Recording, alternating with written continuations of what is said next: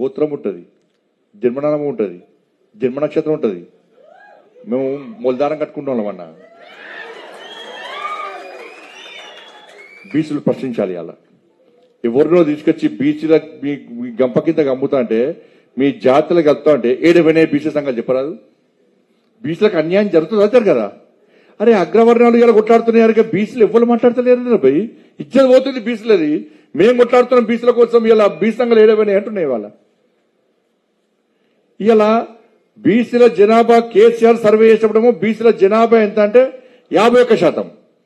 రేవంత్ రెడ్డి సర్కారు జనాభా బీసీల జనాభా ఏంటంటే 46%. మిగతా చచ్చిపోయారు అల్లలి ఎడవేరాలు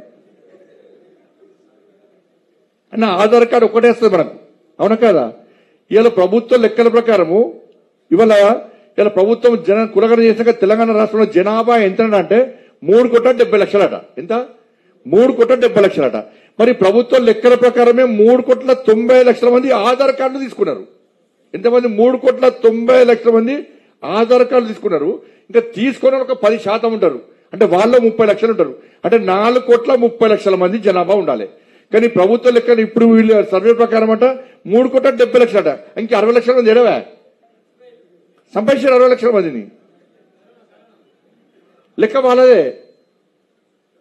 3,90,00,000 రేషన్ కార్డు మన ఆధార్ కార్డు వేసుకున్నప్పుడు ఏడవే వీళ్ళందరూ. బీసీలకు 42% రిజర్వేషన్ ఇస్తారట, 10% తీసుకొచ్చి గిద్దెలు కమ్మిండట.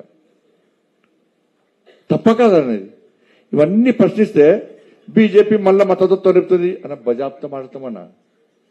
12% ఓట్ల కోసం కక్కుర్తిపడి మీరు వాళ్ళ కొమ్ము కాసి వాళ్ళ జోకుడు స్టార్ట్ చేస్తే 80% ఉన్న హిందువుల గురించి మాట్లాడడానికి భారతీయ జనతా పార్టీకి ఎలాంటి భయం లేదు, ఎలాంటి అనుమానం లేదు. మీరు ఏం మాట్లాడినా నేను నిన్న చెప్పినా మళ్ళీ చెప్తున్నా, మీరు మమ్మల్ని మతతత్వవాదులు అంటే ఆ బోర్డు ఇస్తే మెడల్ వేసుకొని ఊరేగిస్తాం, మేము ఊరేగిస్తాం, మాకు ఏమి ఇబ్బంది లేదు. అరే గింత కూడా